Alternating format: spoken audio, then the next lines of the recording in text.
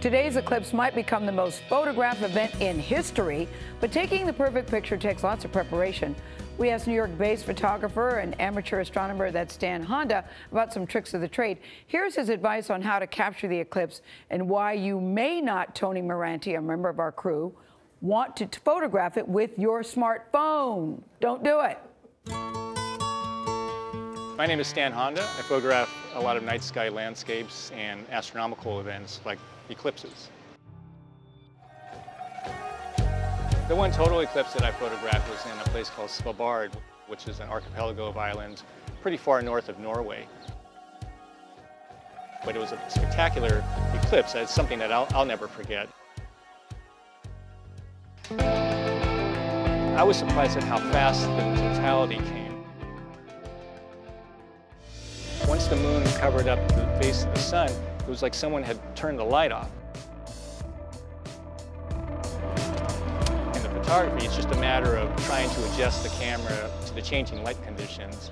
One thing I tell people who ask how to photograph an eclipse, what kind of settings they should use, is mainly to look at the eclipse, because it's something that you'll never ever forget. I probably spent a little bit too much time adjusting my camera.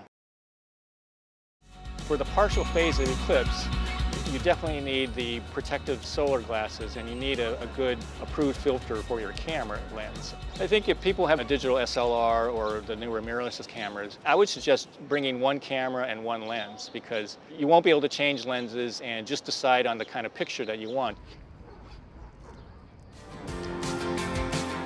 And when you're shooting the eclipse, since your shutter speed might go pretty slow, you definitely need to have your camera on a tripod to have it steady. The sun in the summer is quite high in the sky, and so if you want the sun and some of the landscape, then you'll need a pretty wide angle lens. As the eclipse begins, as the moon starts to take a bite out of the sun or move over the face of the sun, that's one exposure through, and you have to have the filter. And then right at totality, you have to take the filter off the front of the camera lens because it blocks out so much of the light.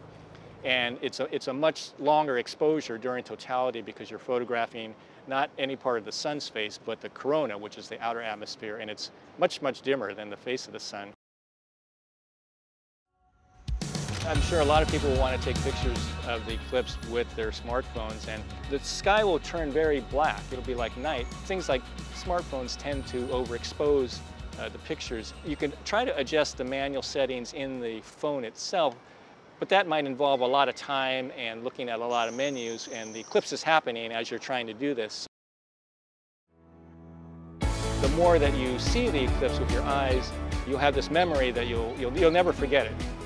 And the pictures may or may not be good, but I think your memory will be the best thing that you'll have for the rest of your life.